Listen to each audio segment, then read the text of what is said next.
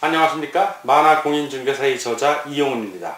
오늘은 공인중개사 법령 및 중개실무 제23강 18 중개수수료 및 실비 그 뒷부분에 대해서 같이 공부하도록 하겠습니다. 이 실비 공개수수료와 관련해서는 매년 그 계산 문제가 나옵니다. 오늘은 그 주로 계산과 중개수수료 산정과 관련해서 같이 공부하도록 하겠습니다. 자, 중개수수료를 이제 결정하는 걸 보면, 자, 중개수수료가 어떻게 결정이 되는가? 자, 결정하는 거에 대해서 같이 공부하도록 하겠습니다. 첫 번째, 중개수수료는 그 수수료 산출금액이 있어요. 자, 산출금액이 있고, 산출금액은 뭐냐면 수수료를 계산한 금액입니다. 예를 들어서 매매 같은 경우 어떤 거래 금액이 있을 거예요. 자, 거래 대금, 거래 금액이 있으면 그 금액에다가 수수료 요율이라고 해요. 일단 줄여서 수수료율 또는 요율 이렇게 합니다. 자, 예를 들어서 거래 금액이 1억이고 요율이 0.5%라면 곱하면 얼마입니까? 그러면은 50만원이 나오는 거예요. 50만원. 자, 그러면 산출 금액이 50만원인 겁니다. 산출 금액만 있는 게 아니라 한도액이 딱 있어요. 또 한도액. 시도의 조례로 이 이상 받지 마라. 딱 한도액을 줘요. 예를 들어서, 예를 드는 겁니다. 어디까지나. 1억 이하인 경우에는, 1억 이하, 5천만원부터 1억 이하인 경우에 이렇게 딱 규정을 줍니다. 1억 이하인 경우에는 중개수수료를 한도액을 40만원으로 한다. 자, 한도액이 40만원이라는 얘기는 50만원의 살충금액이 나왔다 하더라도 얼마를 받아야 된다? 40만원 받아야 된다. 반대로 이제 금액이 적어지면 얘기가 작아지고, 예를 들어 7천만원이라면 여기 7천만원, 거래 금액이 7천만원이라면 요율 0.5%가 7호 35, 35만원입니다. 자, 한도액은 40만원이지만 산출금액이 35만원이면 얼마 받는다? 35만원. 아, 보니까 감이 오죠? 산출금액과 한도액을 비교해서 어느 거? 두 개 비교했을 때 낮은 금액입니다. 낮은 금액. 예. 낮은 금액. 그거를 수수료로 받으면 됩니다. 자, 그런데 낮은 금액을 받는데 수수료는 매도인으로부터만 받습니까? 매수인으로만 받습니까? 둘 다 받습니다. 그래서 곱하기 2가 됩니다. 곱하기 2. 공동중개를 해서 각자 한쪽은 매도인, 한쪽은 매수측 했을 때는 각자 하나 쪽만 받지만 혼자서 양쪽 다 했을 때는 두 쪽으로 받습니다. 실제 계산 문제가 나오면 요율, 한도액을 다 줘요. 문제 안에서. 이걸 시도꼴 외우려고 하지 마시오. 안 외워도 돼요. 다 줘요. 다 줘. 문제 안에 다 들어가 있습니다. 그러니까 계산하는 문제가 나오면 겁을 먹지 마시고, 부동산 학교도 마찬가지입니다. 손으로 한번 써서 한번 풀어보면, 아, 별것도 아니구나. 초중고등학생 수준이면 다 푸는 문제야. 방정식, 내 2차 방정식 들어가는 거 한 번도 못 봤어. 다 1차 방정식이야. 방정식도. 그거는 그 경제학도 마찬가지고, 여기 중개수로 계산 문제도 그렇고, 덧셈, 뺄셈, 곱셈, 나눗셈만 하면 나눗셈까지는 가지도 않아요. 사실은 덧셈, 뺄셈, 곱셈만, 거의 덧셈하고 곱셈만 합니다. 그것만 할 줄 알면 되니까, 계산 문제 나오면 특히 우리 어머니들 중에 이제 머리 막 흔드는 분인데 절대 흔들지 마세요. 아이, 문제를 째려봐. 그런 문제가 나오면 딱 째려봐. 네가 이겨라 내가 이기라. 해보면 만만합니다. 어려운 거 없어요. 물론 처음에는 좀 어려울 수가 있는데 두세 문제 풀다 보면 금방 적응이 됩니다. 자, 이게 원칙에 결정하는 원칙은 이렇고, 자, 이제 거래 유형에 따라서 어떻게 이 산출 금액이 적용되는지 구체적으로 살펴보도록 하겠습니다. 자, 여기다 핵심은, 자, 산출할 금액이 있고, 산출 금액. 자, 한도액이 있어요. 한도액. 방금 우리 공부한 거 핵심을 쓰는 겁니다. 요게 두 개가 딱 나오면 그 두 개 비교해서 어느 거 낮은 금액. 낮은 금액. 양쪽으로 받는다 곱하기 2. 요게 핵심이에요. 그리고 이제 구체적으로 또 하나씩 살펴보도록 하겠습니다. 시험 문제 나오는 실무 위주로 이제 하나씩 살펴보겠습니다. 자, 먼저 매매. 가장 많이 나오죠, 매매. 자, 매도인, 매수인이 이제 물건을 파는 겁니다. 자, 매매에 있어서는 제일 핵심되는 게 매매는 거의 시험 문제 안 나와요. 매매에서 나오는 건 이제 문장이 하나 나오는데, 매매 같은 경우는 산출요금 계산하는 게 너무 쉬워요. 매매 대금. 자, 거래 금액을 얘기하는 거예요. 뭐 1억에 샀다, 2억에 샀다, 그 1억, 2억을 얘기하는 거예요. 매매 대금에다 뭘 곱한다? 요율, 수수료율 또는 요율 다 같은 말입니다. 요율 곱하면 나무 산출 금액이 나오죠. 그럼 한대액이 있으면 비교해서 낮은 거 하면 되는 거예요. 곱하기 2. 이거는 문제가 안 나는데 매매 같은 경우는 동일한 물건에 대해서 동일한 중개 의뢰인에 대하여 동일한 중개업자가 그 둘이 사이 거래가 한꺼번에 이루어질 때는 매매에 대한 수수료 하나만 받습니다. 무슨 얘기냐면 이것도 한번 실물을 보면 아주 이해가 빨라. 자, 갑이 있어요. 매도인이야. 매도인. 을이 있습니다. 매수인이. 자, 그리고 물건을 집을 주고 사고 파는 거 생각하시면 돼요. 자, 여기 중개업자가 있어요. 중개업자. 바로 여러분 자신이라고 생각을 하면 되죠. 공부하는 여러분들이 중개업자 A야. 1년의 여러분들의 모습이라고 생각을 하세요. 자, 매도 의뢰를 했어. 매수 의뢰를 했어. 자, 이 사람이 매도 의뢰를 하면서 2억에 팔아달라고 했어요. 자, 2억에 사겠다고 그랬어. 근데 갖고 있는 돈이 1억이야. 얼마 모자라요? 1억 모자르잖아. 그럼 플러스 1억을 해줘야 될 거 아니야. 1억에 대해서 중개업자가 다리를 나갔고, 은행이 있어. 뭐 무슨 국민은행이든 뭐든 상관없습니다. 은행에서부터 1억을 대출받게 해준 거예요. 자, 은행으로부터 1억 대출받게 해주고 저당권 설정했어. 저당권 설정하는데 지금 중개했다 안 했다? 했다! 그러면 저당권 설정에 대한 1억에 대한 중개세를 받을 수 있다 없다? 있다! 지금 저당권 설정 중개했죠. 권리중개, 요 권리중개, 중개 하나 있고, 권리중개 하나 있고, 매매가 성립이 됐어. 매매중개 또 하나 있어. 자, 2개죠. 중개 지금 2개 한 거야. 우리는 일반적으로 하나 했다고 생각을 하지 다들. 실제는 2개 한 겁니다. 저당권 설정 행위 중개 한번 하고 매매 중개 본계약 하고. 자, 이렇게 2개가 됐을 때는 뭐만 받는다? 중개 수수료 매매만 받는다. 그 얘기예요. 그 얘기야. 알면 쉬워. 실물을 통해서. 그러니까 동일한 중개 대상물에 대하여 갑이 갖고 있는 그 주택에 대해 동일한 중개 대상 동일 당사자 각각을 간에 매매를 포함한 매매가 하나 있고 그거 매매를 포함해서 또 다른 둘이 사이의 거래가 동일한 기회에 이 매매할 때 다 이루어진 거예요. 지금 이루어진 경우에는 매매 계약에 대한 수수료만 그 거래 금액만 넣는다는 거예요. 이 1억 저당한 1억 여기다 포함 안 시킨다는 얘기입니다. 이게 바로 그 매매에 있어서 가장 많이 나오는 게 그 매매만 적용시킨다. 그거만 알면 그 문장을 이해하려고 그러지 않고 상황을 이해하면 문장은 저절로 이해가 가요. 이게 또 만화공인중개사의 장점이고 항상 영상으로 교육시켜주지 않습니까? 자, 매매에 대한 건 그게 나오지 이건 계산 문제 거의 안 나오고 계산 문제는 요 바로 다 매매하고 유사한 교환이 시험 문제는 잘 나요. 교환이 이게 수험생이 딱 헷갈리기 좋아. 매매하고 교환의 차이는 뭐냐면 매매는 한쪽은 재산권 물건을 하는 거고 다른 한쪽은 돈을 지불해. 대금을 지불하는데 교환은 그 일방이 재산권 물건을 대고 타방이 대금을 지배하는 게 아니라 쌍대방 역시 물건 재산권으로 지불하는 거예요. 재산권과 재산권이 가는 거예요. 그러니까 한쪽이 토지 다른 쪽은 뭐 주택 돈이 아니다. 이렇게 서로 교환하는 거예요. 이게 교환이에요. 매매는 예를 들어 한쪽이 토지 물건이라면 한쪽은 대금. 자, 돈을 내면 이렇게 교환이 되면 이건 매매가 되는 거고 이렇게 물건과 물건이 가면 교환이 되는 거예요. 자, 근데 교환에서는 제일 중요한 게 뭐냐면 먼저 교환 같은 경우도 산출 금액이 어떻게 나오냐? 교환은 그 교환 금액이 있을 거 아니에요. 교환 금액. 교환하는 금액 곱하기 요율이야. 그리고 이제 산도에 비교해서 낮은 금액 하면 돼. 똑같은데 문제는 토지가 2억이야. 주택이 1억이야. 어느 게 기준이 될까? 여러분이 공인중개사라면 수수료 많이 받고 싶잖아. 어느 게 기준이야?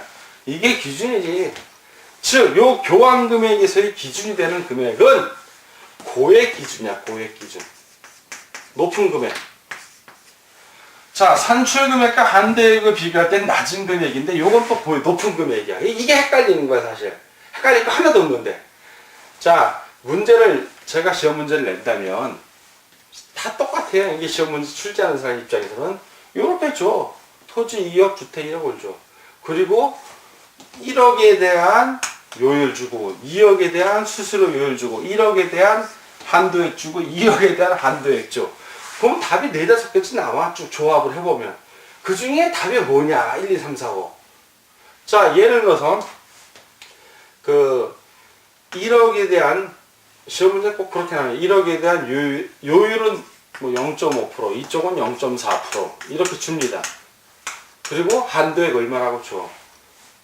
그래 놓고 수준은 얼마냐? 이렇게 나오는데 이때는 항상 고액만 보면 돼. 저의 거는 다 X 표시해버려. 저의 거는 의미가 없어. 고액만 보고 2억에 대한 0.4%, 그러니까 80만원. 자, 이렇게 있고 한도액이 100만원. 자, 그럼 어느 거야? 이거잖아. 80 곱하기 2잖아, 2. 이 한도액보다 낮은 금액이 이 80이니까 고액을 기준으로. 그럼 160만원. 그게 답인 거예요. 자, 이런 식으로 교환에 대한 문제가 많이 나오는데 교환에 대한 문제 나오면 어려워하지 말고 한번 풀어보세요. 아, 교환은 고액 기준, 산출금액, 한도액, 낮은 금액 이렇게 암기를 하려고 하지 말고 문제를 풀다 보면 이 말의 의미가 저절로 이해가 가. 예. 여러분이 공인중개사야 지금. 중개업자면 토지 2억, 주택 1억, 1억에 대한 중개 수수료 받으려면 용납이 되겠어요? 아, 용납 안 되죠. 이게 기준이지. 자, 요럴 때 민법에서 배운 거 기억나시면 참, 아니면 지금 배운다 생각하셔도 돼요. 모자라는 금액 1억이 있을 거 아니야. 그러면 이 사람 주택 소유자가 1억을 플러스해서 이 사람에게 주죠. 토지 갖고. 요렇게 1억 보충되는 금액이다 해서 요렇게 모자라는 금액을 보충금이라고 하더라. 기억이 나면 훌륭하신 분입니다. 기억이 안 난다면 지금 배우시면 되고. 자, 법이 다 연결이 돼서 그래. 민법은 가장 기본되는 법이에요. 그래서 민법 공부를 잘 하시는 분들이 등기법 공부도 잘하고 공인중개사법 공부도 잘합니다. 민법은 몇 번이고 더 보셔야죠. 자, 교환 같은 게 이렇고, 뭐 동일 계열 같은 경우에는 거래 금액이 높은 거, 예를 들어 토지와 토지라면 역시 거래 금액. 그리고 다른 계열 같은 경우는 수수료율이 높은 거. 근데 일단은 높은 금액 쪽이 수수료도 높아요. 자, 요 다음에 또 시험 문제 잘 나오는 게 이제 임대차인데, 임대차에 대해서 한번 또 보도록 하겠습니다. 자, 임대차는 두 개가 나네요. 임대차는 여러분들이 배우는 게 하나 그냥 임대차야. 전세 같은 거 생각하시면 돼요. 또 하나는 월세가 있는 임대차예요. 월세 있는 보증금의 얼마에 월세 얼마. 요렇게 나와요. 자, 이 임대차, 그냥 전세 같은 이런 임대차는 문제가 느껴져요. 매매하고 똑같아. 그냥 그 임대차 금액, 보증금 얼마, 아니면 전세금 얼마 곱하기 요율 해갖고 한도액 비교해서 낮은 거 쓰면 돼. 문제는 월세가 있는 계산 문제는 거의 경년에 한 번씩 늘 나와요. 요게 헷갈리기 딱 좋아. 그래서 그럽니다. 예를 들어서 월세가 있는 게 이제 월세만 한번 봅시다. 시험 문제 나오는 거 위주로. 월세 같은 경우는 어떻게 되냐면 월세의 산출요금. 자, 월세의 산출요금 계산은 산출요금은 어떻게 되냐면 보증금. 당연히 보증이 없으면 0원이 되는 거고, 있으면 이제 보증금 쓰면 플러스. 그리고 플러스. 자, 월세액이 있겠죠. 월세 곱하기 100이에요. 100 곱하기 100. 이거 상가도 마찬가지. 상가도 이렇게 계산을 해요. 여기다가 요율을 곱하는 거예요. 요율. 자, 예를 들어 보면 돼. 이제 보증금 3천에 월세가 100만 원이야. 그럼 계산을 하면 100만 원은 1억이에요. 1억 3천이야. 1억 3천에 대한 요율을 곱해주면 되는 거예요. 임대차 요율. 시험 문제는 요율을 다 알려줍니다. 문제 안에. 자, 너무 센가? 그런데 문제는 요 계산한 금액이 이게 시험 문제 항상. 이 계산한 금액이 5천만 원. 자, 5천만 원 미만일 때, 5천만 원까지는 괜찮아. 미만일 때, 5천만 원. 시험 문제는 5천만 원 이상 되는 건 내가 한 번도 못 봤어. 미만 되는 거죠. 미만일 때는 어떻게 계산을 하냐? 똑같아. 보증금 플러스 월세 계산을 한 번, 두 번 해야 된다는 얘기지. 그러니까 요거 한 번 계산하고 요거 한 번 계산. 곱하기 70을 해야 돼. 그리고 이 전체에 대한 요율이에요. 그리고 한도액 다 비교해 봐야 되고. 그 뭔 얘기냐? 보증금 3천인데 월세가 10만 원이야. 월세가 10만 원이야. 그럼 얼마야? 10에 100이니까 1000, 3000, 4000이잖아, 이게. 자, 4000, 이렇게 계산하면 4000 나오죠? 4000이면 5천만 원 이상의 미만이에요. 미만이잖아. 그러면 이때 월세 수수료는 요걸로 계산하는 얘기야. 아, 100으로 계산했더니 5천이 안 돼. 다시 한번 계산해야 돼. 그래서, 자, 3000, 보증금 똑같은 상황이에요. 3000.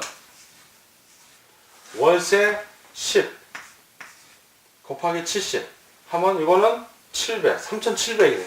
3700만원 곱하기 요율이 되는 거예요. 뭐 0.4% 이런 거 곱해주면 되겠죠. 계산기 두드리면 나오니까. 그거하고 한도액 비교해서 낮은 거 곱하기 2. 양쪽으로서 받으니까. 이게 계산을 이렇게 하는 거예요. 뭐 별로 어려운 거 없어요. 어려운 거 없는데 계산을 두 번 한다 뿐이야. 수험생들이 이걸 어려워하는데 요것도 몇 번 문제 풀어보면 금방 알아요. 금방 알아. 근데 시험 문제 이렇게 또 안 나오고 이제 월세가 있는 건데 어떻게 나오냐면 다음과 같은 경우에 수수료를 구하셔. 보증금 2천만 원. 일단 2천만 원. 권리금 3천만 원. 자, 월세 뭐 15만 원. 자, 이런 조건일 때 중개수수료 구하시오. 그리고 요율 0.4%. 뭐 이런 식으로 있다면 권리금 들어갔더니 2,000 더하기 3,000 15 곱하기 100 이렇게 계산하는 사람들이 있어요. 이 권리금 들어간다 안 들어간다 여기에 요건 빼줘야지. 이건 따로 받는 거야. 중개업자가. 이 수수료는 중개수수료의 요율 한도하고 상관이 없어. 결국 요거 빼고 문제가 있고 보증금 2,000에 2,000. 자, 이 계산을 또 한번 해보면 자, 보증금 2,000이고 이거 15야. 그러면 15 곱하기 100 하면은 1,500. 3,500. 5,000 미만이네. 다시 계산해야지. 5,000 미만이니까 보증금 2,000에 15 곱하기 70 요율 0.4. 그럼 2,000에다가 15 곱하기 70 5, 7이 35 1, 7은 7 1,050이네. 그러면 3,050 곱하기 0.4% 이렇게 해서 답이 나오는 거예요. 요게 함정인 거예요. 요게 권리금. 자, 요런 식으로 문제 내기 딱 좋다는 겁니다. 자, 월세가 있는 중개수수료 구하는 거 이 이상 문제가 나올 수도 있지만 여기까지만 풀자면 그 외의 문제 다 풀 수 있습니다. 그러니까 너무 걱정하지 말고 우리 공인중개사 만화공인중개사 교재 그 문제에도 이런 게 나와 있으니까 한번 풀어보시면 그리고 실전 문제풀이 399선에 이제 많이 나와 있으니까 직접 풀어보면 다 풀 수 있습니다. 자, 그리고 중개수수료 약정 시기는 보통 당사자 약정에 의해서 대부분 거래계약이 완성된 날 그날 기분 좋게 서로 계약서 쓰고 계약금 지불하고 그날 수수료 받아요. 대부분. 근데 그런 약정이 없다면 중개거래 계약할 때 2분의 1 거래 계약 됐을 때 잔금 약정이 없으면 이제 거래 계약 됐을 때 2분의 1 잔금 지불에 2분의 1 뭐 이런데 대부분 그냥 잔금 지불할 때 주는 경우보다는 거래 계약 됐을 때 다 받아가는 경우가 많습니다. 자, 중개의뢰인 판례에 나오는 건데 대법원 판례는 아니고 부산지방법원의 판례였어요. 갑이 매도인이고 을이 매수인이. 자, 매도인, 매수인. 자, 중개업자 A가 있습니다.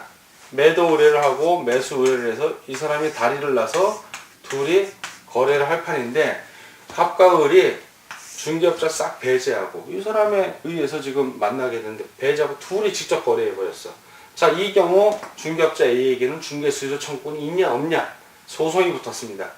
근데 소송에서 그 중개 의뢰인들이 중개업자의 소개로 만난 경우에는 신의칙상, 민법에 의한 신의칙상 중개수수료 청구권이 A에게 있다라고 나왔습니다. 왜? 이 사람이 소개를 한 거니까. 네, 소개를 한 거니까. 결국 배제하고 둘이 했어도 그 중개업자는 중개수수료를 양쪽에다가 청구할 수 있는 것입니다. 자, 그리고 이제 실비.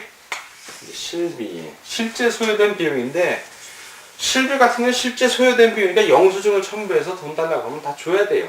그리고 예를 들어서 중개 의뢰인이 뭐 좀 알아봐 달라 했을 때는 거래 성립하고는 상관이 없어. 중개 의뢰인이 알아봐 달라고 해서 알아봐 준 거기 때문에 그 실비 청구해서 언제든지 받을 수 있습니다. 근데 시험 문제에서 제일 잘 나오는 거, 실비에서 제일 잘 나오는 거는 두 가지 실비가 있어. 자, 실비는 두 가지가 있습니다. 하나는 권리 관계 확인, 중개 대상물과 관련된 거예요. 중개 대상물. 이 물건, 이 대상물 물건을 확인하러, 뭐, 권리 대상물을 이제 확인하는 건데, 등기부등본을 띄워본다든가, 토지대장을 뜯어본다든가, 아니면은, 중개 토지 같은 경우에 그런 게 많아요. 주인은 그 지역에 살지만 토지는 멀리 있는 경우가 있어. 그럼 가서 봐야 돼, 직접. 그런 경우, 물건 팔아두면 중개업자가 뭘 알아야 물건을 팔 거니까. 그런 경우에 교통비라든가 숙박비라든가 이런 거 중개대상물 확인과 권리관계 확인, 물건 확인과 관련돼서는 이거는 권리를 이전하는 측, 물건을 갖고 있는 사람을 얘기하는 거예요. 매도인 또는 임대인 그쪽에다가 실비를 청구해서 받을 수 있고, 자, 그리고 계약금 등의 저저번 시간에 계약금 등의 반환 채무를 위해서 예치했을 때 이 예치를 위해서 보증 같은 거하고 공제에 가입하기도 하잖아요. 중개업자가 비용이 들어간다고. 이 비용은 누가 부담한다? 이거는 권리를 취득하는 쪽, 매수인 또는 임차인이 부담하는 거예요. 다릅니다. 그래서 요거만 알면 실비는 싹 정리되는 거예요. 자, 오늘은 공인중개사 법령의 중개실무 제18 중개수수료 및 실비의 뒷부분을 같이 배웠고, 특히 중개수수료 계산과 관련해서는 산출요금하고 한도율 낮은 거, 교환 같은 경우는 높은 금액 기준으로, 그리고 산출요금과 한도율은 역시 낮은 금액을 하면 된다는 거, 그리고 월세가 있는 임대차의 수수료 계산할 때 계산해서 5천만원 미만일 때 5천만원까지 그냥 그대로 받으면 되고, 미만인 경우에는 곱하기 70을 해서 월세에 70을 곱한다는 거 꼭 기억해 주시기 바랍니다. 자, 오늘 공부하느라고 수고 많으셨습니다. 다음 시간에 뵙도록 하겠습니다. 감사합니다.